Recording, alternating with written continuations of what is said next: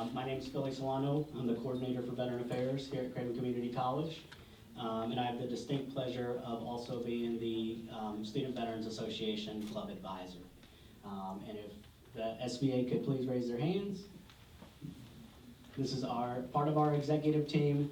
I think we got a couple stragglers, and then the Vietnam Veterans of America Association, Chapter 886 as well, if they could please stand.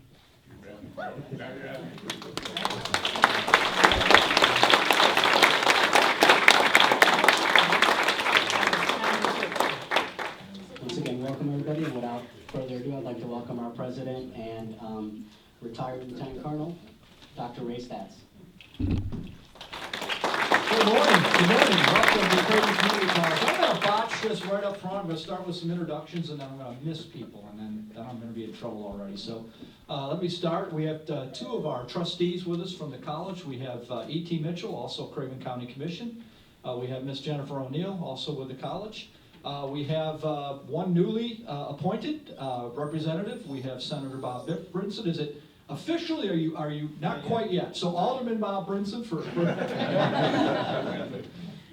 we have with us Jack Olmsted. Obviously, you all know who he is. We have Liz Hartman from the American Legion. We have this fine fellow right here who's representing the New Bern Chamber of Commerce, and about 5 or 6 other people, I think, as well. So welcome to Craven Community College. I'm a retired veteran myself, and I'm sure General Broughton, where's he? Right in front of me. He will probably have some Air Force jokes to tell you, but so us Air Force guys will be over here, but that's okay. This is a big day for us. Our veterans, not only among our employees, about 40% of our senior staff are career veterans. That's pretty high. And about 10% of our curriculum students and 20% of our workforce development students are veterans. Now, those don't seem like high numbers at first, 10, 20%. Let's remember the population that we're working with. Most of our students, almost all of them, are either millennials or Generation Z. What percentage of those generations are veterans? It's under 2%. It's under 2%. So we have, in the case of our curriculum, 5 times the population, and in the case of workforce development, and most of those folks, workforce development, we're talking about transitioning Navy and Marines from Cherry Point, who've decided to make Eastern North Carolina their home, and they've come here to get that training and go to work. So that's actually a very big population. I had to think about that a little bit, because when I asked for the numbers and I read them, I went 10 and 20%. There's many, many more. But when you look at that at a larger scale, it's huge. Now, on the other scale, I did a little bit of my research. I'm not a Vietnam-era vet. I'm just slightly too young, although not by much. But then I realized when the end of the draft took place, what that means is there is no draftee that isn't at least retirement age.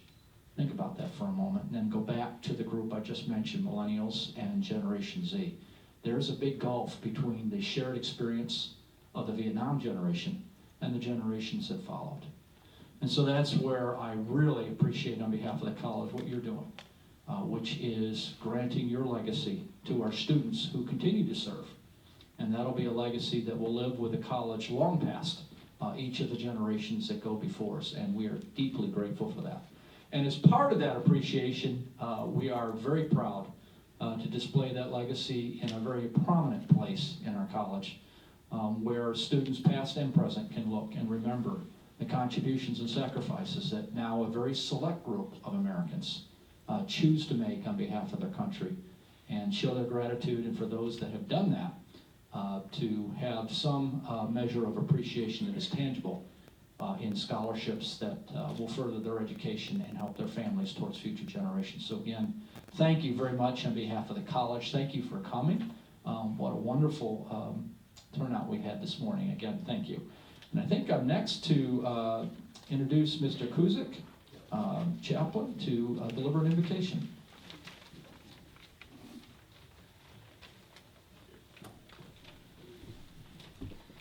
Almighty God, creator and sustainer of all life, we ask that your blessing may descend upon us as we gather here today. We thank you for this opportunity to once more, in freedom, assemble to honor the veterans of our nation's armed forces. May our observance here be a timely reminder that our freedom was purchased at a high cost and should not be taken for granted. May this salute to our veterans display here for the veterans who attend Craven Community College be a reminder to them that they are not forgotten and are not alone. Bless the veterans, their families, and friends who are here today, and may God bless this college. Amen. Amen. Thank you, sir. Next, we will have our Student Veteran Association Vice President and actually newly appointed President, Ms. Logan, to do the Pledge of Allegiance.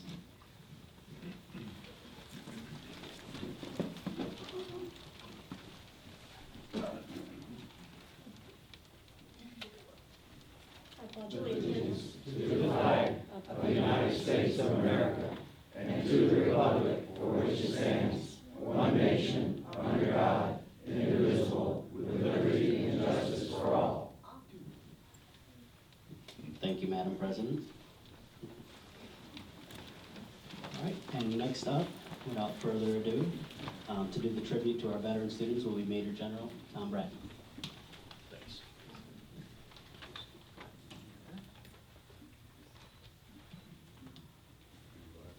Hope you have comfortable seats. This could take a while just to get the microphone in here for Pete's sake. Anything's good. Yeah, it's all good.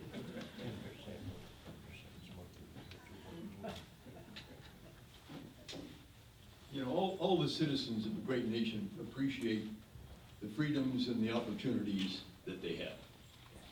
Most of them who are thinking people realize that none of that, it was all earned and maintained by many of the folks sitting right here, and certainly many that have gone long before us.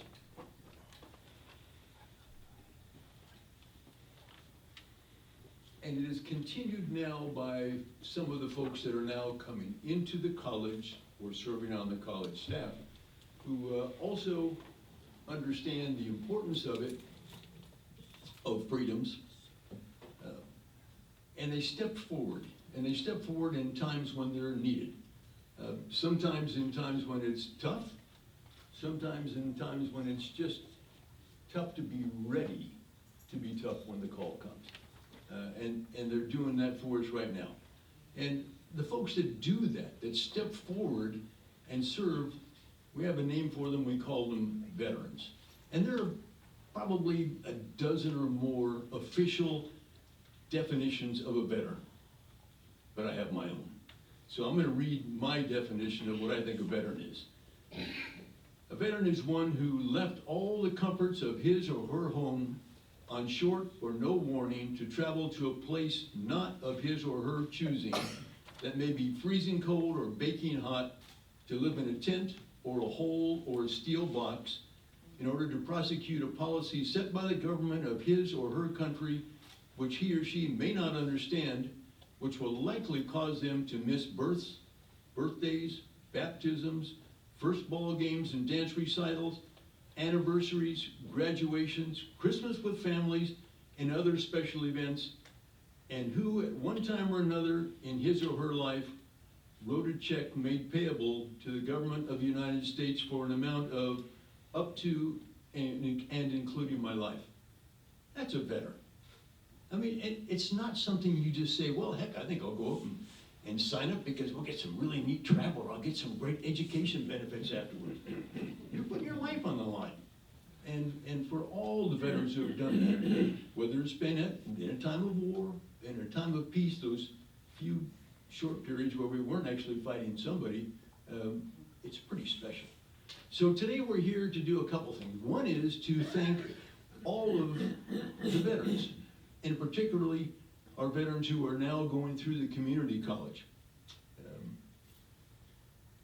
Because you chose to serve before you got your education. You could have just, after high school, you could have just gone off and gotten a job, or you could have gone to a college or university, or you could have just sat around and let mom and dad take care of you for life, but you didn't.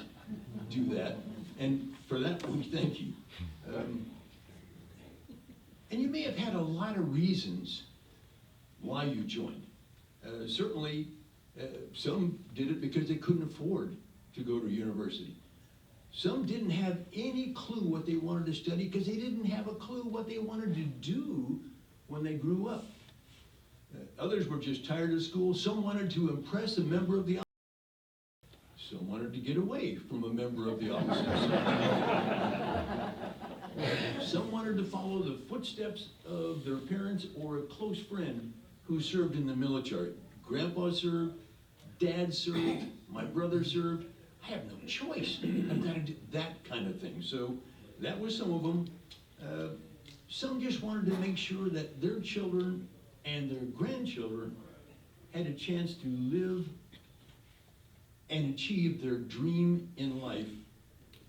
And some probably stood in front of a big, tall desk thing, and a judge looked down and said, "Do you want to go to jail, or do you want to join the Marine Corps?" And we got a lot of recruits that way, and it worked out. And there's lots of other reasons, but you signed on the dotted line, and you served. And that's why we're here. We also want to thank Dr. Stats and the whole community college team, because they're doing something really special. They're trying to make sure that the programs are flexible, do what you have done, or some of you in the reserves are still continuing to do, yet further your education. They'll work with you on programs, they'll work with you on schedules, they'll work with you on assistance to make sure you earn your degree or a certificate. And a lot of you don't really want to have a four-year engineering degree or something. You're not going to become a doctor, but you want to learn a trade. So maybe you're going to spend time here on the campus, time at the Volt Center. You're going to work those things that the college is allowing you to have now, because they're concerned with you, and they've actually got someone who spent a little time in the Air Force. That's a service, right? We're checking to make sure. We have more than one here, so be careful. And what I really hope is that other institutions of higher learning are paying attention. Watch and see just like they did with the Volt Center. Now we're starting to see Volt Center-like things spring up in our own area around here in Eastern North Carolina, which is great. I'd like them to see things like Student Veterans of America spring up in every one of our universities or community colleges, and I think the place that it can start is right here and right now. So thank you. I don't think Dr. Stats told anybody that it was going to be a piece of cake to come here and get a piece of paper and walk away, a degree or a certificate. If he did, he was just pulling your leg, because it is not. But you've all done harder things in less desirable places and under awful conditions. That's the way life was for you. But now, it's not going to be easy, but it'll be relative terms easier than some of the things you've done. But that doesn't mean you can take your back off. It means you still have to work hard to make sure you're doing it right, because you don't want to walk away without getting every ounce of energy that the faculty and staff can give you. I mean, that's what they're here for, is to make sure that you are going to succeed in life. They will help you, and they will have very high expectations for those of you who are veterans and coming through the school. And the expectations are there because of what you have done. You have shown a determination to excel. You have always tried to do better than what's asked for you. You're mature. You understand teamwork. You just want to do things well. So they're going to expect you to do things even better than the average student that comes in. You bring a unique perspective to the community college, which means you have the opportunity to be an exemplary role model. And I hope you will do that. Talk to other students about what you did and the opportunities that might be there for them, as well as taking care of your fellow veterans that are here with you in the school. use your leadership and what you have learned over the years to be a better student and a better ambassador, and teach other folks that it is important to serve our country. And I challenge you to be not only leaders on the campus, but get involved in the towns, the city, the communities around you. We've got some incredible people out there. You're standing right now in the Nauman room. Bill Nauman never served a day in the military, nor did his wife Patricia, but they loved the military. He was the chair of the New Bern Military Alliance. They did things like honor Marines and their families at a quarterly banquet. Go down and cook chickens and pigs for the troops on the base. Have special things for the spouses when deployments were going at a rapid rate, and they would have things to bring the spouses up here and tour and take care of their kids for them. Do all of those things. Why did he do it? Because he understood that he could run Hatteras yachts because he had people out there who had served in the military, a lot of their employees, and who had the right mindset to get things done right. And that's one of the things that veterans clearly understand. I'm going to call him this afternoon and say, Bill, you won't believe what happened in the Nauman room today. Because he was also a trustee of the community college because he understood education. Put education and the military and the veterans together, and that's what we're doing right here today. So I'm going to call him, and he and Patricia will be absolutely thrilled that what he was doing is being carried on. You know, some folks would say that a veteran is a veteran is a veteran. And I agree with that. It doesn't really matter whether you had served in World War II or Korea or Vietnam or any of the Gulf Wars or anything else that's going. If you were a veteran, you did the right things, you raised your hand, and you served. But we're not identical. I mean, most of you young folks that are veterans here now are saying, thank God, because I don't want to look like these Vietnam vets. and they're exactly right. Times have changed. We come from a different society. Things are just different out there. The equipment has changed. Technology like GPS and night vision goggles. As a helicopter pilot in Vietnam, I would love to have had those things instead of being lost and looking at my co-pilot saying, where the hell are we? I mean, it was an interesting time. So those things are lightweight, stronger material. We use carbon fiber and things now that are much stronger than the old just aluminum, the things we built aircraft out of. Unmanned aerial vehicles. How many things do we do now that we don't have to put someone directly in danger? It's amazing. The list of achievements has been incredible, which means a good, solid education is even that much more important. But one of the things that always surprises me is what NASA has done. They built a gun specifically to launch a 4-pound dead chicken into windshields to make sure that they were not breakable. I mean, it's pretty neat stuff. The Space Command engineers, I think that's part of what used to be the Air Force. They wanted to prove that they were the leading agents in aircraft design. When they heard about this gun, they said, well, could you send it to us? And we would love to test that. So they sent them one of these 4-pound airborne fowls and to test against the windscreen. And the engineers said, yeah, we'll be happy to do that. So they did. They sent out this to test against a Mach 3 windshield, which we're going to be before very long, Mach 3 windshield. So when the gun was fired, and the Air Force made a big deal as the Space Command, and they fired it right into the windscreen, and all stood back thinking, man, this is going to be neat, and boom, the whole thing just shattered and went away. I mean, it was terrible.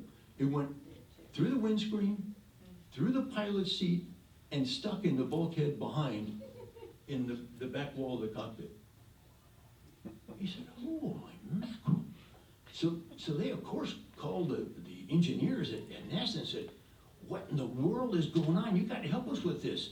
And do you have any suggestions? What are we going to do? And NASA sent a note back to them and said, defrost the chicken. So not everything that's brand new works exactly like we think it's gonna do. We do have to do a little research first, so. I'm sorry, Ray, I couldn't.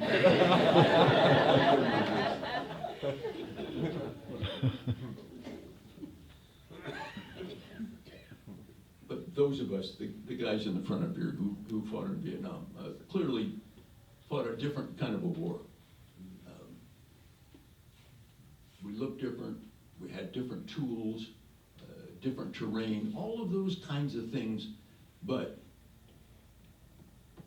right there, the same thing we see right now with our young folks that are coming in and with the students that are going to be coming through the community college. It's the heart.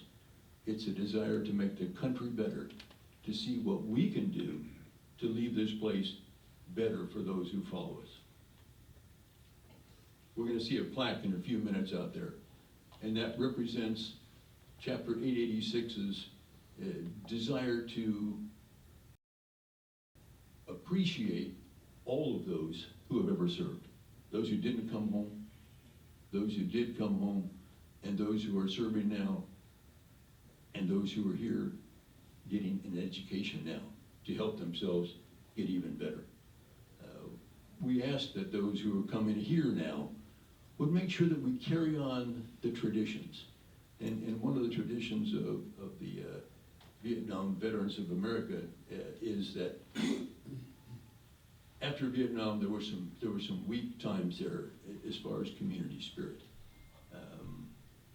Some of the guys coming back were not treated well at all. So one of our founding principles is never again will one generation of veterans abandon another. And we hope that plaque will help folks remember that. President Kennedy was really on the money. Once he said, a nation reveals itself not only by the men it produces, but also by the men it honors, the men it remembers. Man, is that the truth? And that's what we're trying to do, is to make sure that we do it. I think all the young veterans that are here now in an education made a great decision to serve in the military. I think they made a great decision to come here to Craven Community College because the staff, the whole organization wants to help them succeed in their follow-on lives. And now the task for those young students is to remember and to be fine examples as they walk around the campus and do the very best they can so that everyone else will look up to them and say, yeah, that's what being a veteran is all about. So thank you for what you have done, what you are doing, and what you will do. Because this is going to be an incredible program that you're putting together. Thank you, Dr. Stats. Thanks to all of those involved. Semper Fidelis.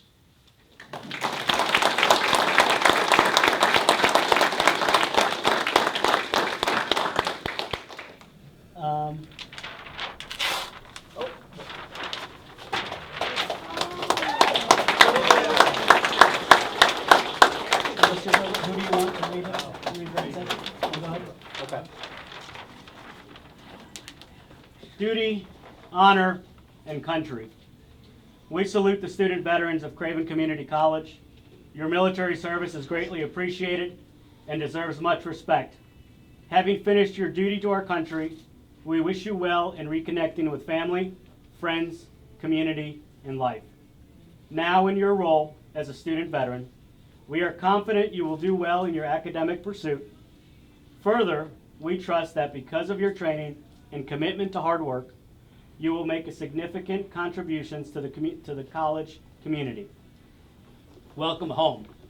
Vietnam Veterans of America, Chapter 886, New Bern, North Carolina. And their motto, never again will one generation of veterans abandon another.